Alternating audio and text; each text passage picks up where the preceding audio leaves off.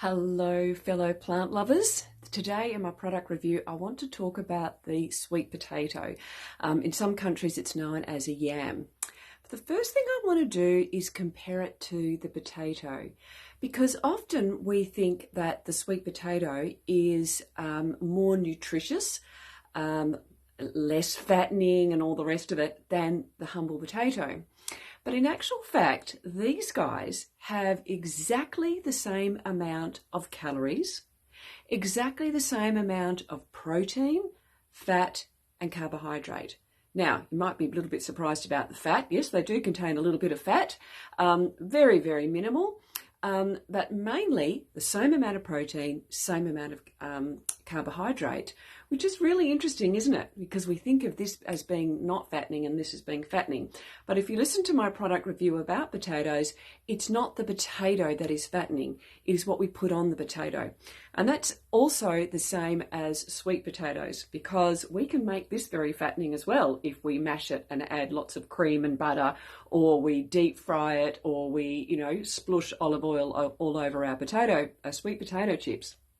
Now, the difference with the potato and the sweet potato is that the sweet potato actually contains some beta-carotene, which is turned into vitamin A. So it's very high in beta-carotene, which is a powerful antioxidant. And antioxidants are really good at helping reduce a lot of our diseases, especially cancer. So, it's a highly nutritious. It contains a little bit more vitamin C than potatoes, but less potassium. So potatoes contain more potassium. So don't be afraid of eating potatoes or sweet potatoes. I don't think that any vegetables need to be restricted on a plant-based lifestyle, but I do think that you need to be making sure that you're eating a wide variety.